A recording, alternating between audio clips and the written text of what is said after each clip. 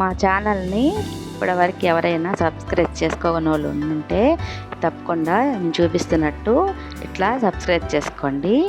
మా వీడియోలన్నీ మీరు చూడాలనుకుంటే దీంట్లో చూపిస్తున్నట్టు నోటిఫికేషన్ ఆన్ చేయండి. ఇప్పుడు మనము వీడియోలోకి వెళ్ళిపోదాం. హాయ్ అండి, వెల్కమ్ టు తెలుగింటి వంటలు. ఈరోజు మినప్పప్పు వడియాలు ఎట్లా చేయాలో చూద్దాం. ఫస్ట్ అయితే మినప్పప్పు ముందు రోజు నైటే నానబెట్టుకోవాలండి.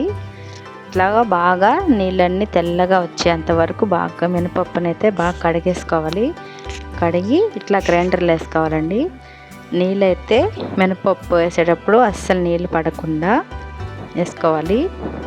నీళ్ళు పోస్తే పప్పు అనేది బాగా మెదగదు, అసలు అది వడియవలే సరిగ్గా రావండి. ఇట్లాగా మనం దానికి కొంచెం వాటర్ సరిపోయేటట్టు వేసుకోవాలి. చూడండి, అల్లము, పచ్చిమిర్చి, జీలకర్ర. చూడండి, నేనైతే 2 కేజీల మినపప్పు తీసుకున్నానండి. 2 కేజీల మినపప్పుకి 100 గ్రాములు పచ్చిమిర్చి వేసాను. అల్లం వచ్చి 50 గ్రాములు వేసానండి. జీలకర్ర 3 స్పూన్లు అండి, అంటే 3 టీ స్పూన్లు వేసాను. మామూలుగా అయితే ఒక 20 గ్రాములు అట్లా ఉంటుందండి, 20-30 గ్రాములు ఉంటుంది. చూడండి, మినపప్పు అయితే ఇట్లాగా బాగా మెత్తగా నలగాలండి. మనం నీళ్ళు అనేది ఎక్కువ పోయకూడదండి, చూసుకొని దాన్ని బట్టి మనం దానికి ఇట్లాగా పిండేది ఇట్లా స్మూత్గా ఇట్లాగా బాగా వచ్చేటట్టు వడియాలకి ఇట్లా పెట్టుకోవాలి. ఎక్కువ నీళ్ళు పోస్తే అసలు వడియాలు మనకి బాగా రావు. చూడండి, ఇప్పుడు నేను చూపించిన విధంగా పప్పు అయితే బాగా చూడండి నలిగిపోయిందండి. ఈ విధంగా సాఫ్ట్గా వస్తే చాలండి పప్పు. ఇంతవరకు ఈ విధంగా మనం గ్రైండ్ చేసుకుంటే వడియాలు అనేది చాలా బాగా నీట్గా వస్తాయండి. ఇప్పుడైతే ఇదైతే బాగా నలిగిపోయి బాగా మెదిగిపోయిందండి. చూడండి, ఇట్లాగా వచ్చేంత వరకు మనము దీన్ని గ్రైండర్లో వేసుకొని రుబ్బుకుంటే వడియాలు అనేది చాలా సాఫ్ట్గా బాగా వస్తాయి. చూడండి, మనము అల్లము, పచ్చిమిర్చి, జీలకర్ర ఇదంతా మిక్సీకి వేసాం కదండి, అదంతా ఇట్లా దీంట్లో వేసుకొని బాగా కలుపుకొని మళ్ళీ కొంచెం జీలకర్ర పైన వేసుకుంటే వడియాలు చాలా రుచిగా ఉంటాయండి. ఒక 20 గ్రాముల దాకా మనం మిక్సీలో వేసేసుకొని మళ్ళీ పైన ఒక 2 టీ స్పూన్లు వేసుకుంటే 2 కేజీల కండి నేను చెప్పింది. మామూలుగా 1 కేజీకి అయితే 1 స్పూన్ వేసుకున్నా సరిపోతుంది.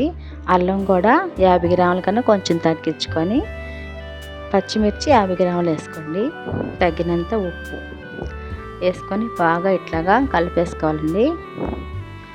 అది మిక్సీకి పట్టింది, మిక్సీకి వేసేసింది కాకుండా మళ్ళీ మనం పైన జీలకర్ర వేస్తే ఆ టేస్ట్ ఇంకా చాలా సూపర్గా ఉంటుందండి. అందుకే నేను పైన కొంచెం జీలకర్ర వేసాను.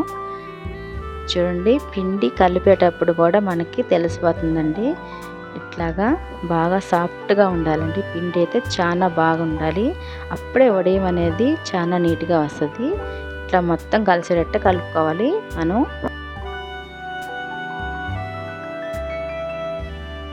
ఇట్లా మొత్తం కలిపేసుకున్నాక మంచం పైన మేమైతే ఒక మంచం పైన కాటన్ చీరని నీళ్ళల్లో బాగా తడిపి పిండేసి దానిపైన అయితే పెడుతున్నామండి. చూడండి, ఈ విధంగా కొంచెం కొంచెం మనం చేతికి తడి చేసుకొని ఆ పిండి తీసుకొని ఇట్లాగా పెట్టుకోవాలండి. చిట్టి చిట్టి మినపొడియాలు చాలా టేస్టీగా ఉంటాయండి. ఇవి మనము పప్పుచారులోకి, పప్పులోకి ఇట్లా వేయించుకొని మనం ఈ వడియాలను అయితే సూపర్గా ఉంటుందండి. చూడండి, ఇట్లాగా మనం నీడలోనే కూర్చొని ఇట్లాగా మంచం పైన కాటన్ చీర వేసేసుకొని తడిపిన చీర పిండుకొని బాగా వేసుకొని ఇట్లాగా నీడలోనే పెట్టేసుకొని ఎండలో పెట్టుకుంటే చాలా బాగా ఎండిపోతాయండి ఈ వడియాలు. చాలా టేస్ట్గా కూడా ఉంటాయి. ఈ ఎండాకాలం వస్తే మనం ఈ రకరకాల వడియాలు చాలా చేస్తాం కదండి, అలాంటిలో ఇదొక మినపొడియాలు, ఇదొక వెరైటీ అండి. చాలా మందికి తెలుసు. చూడండి, ఇట్లాగా కొంచెం కొంచెంగా మనం చేయి తడి చేసుకొని ఇట్లా పెట్టేసుకోవడమేనండి. చాలా ఈజీగా అయిపోతాయి, చాలా టేస్ట్గా కూడా ఉంటాయండి ఈ వడియాలు.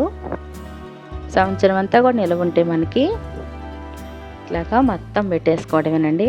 ఒక్క మంచం ఫుల్గా వచ్చేసినాయండి మాకైతే 2 కేజీల పిండికి. చూడండి, ఎండిపోయాకండి ఇది. దీనికి ఎటువంటి నీళ్ళు అసలు చల్లక్కర్లేదు.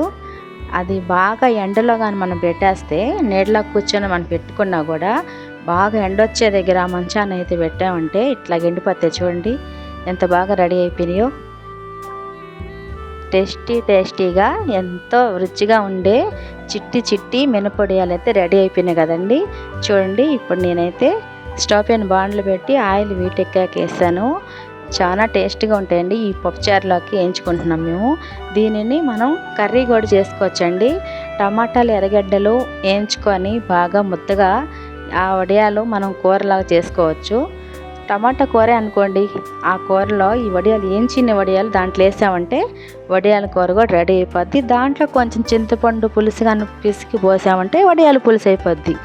దీంట్లో చాలా రకాలు చేసుకోవచ్చండి.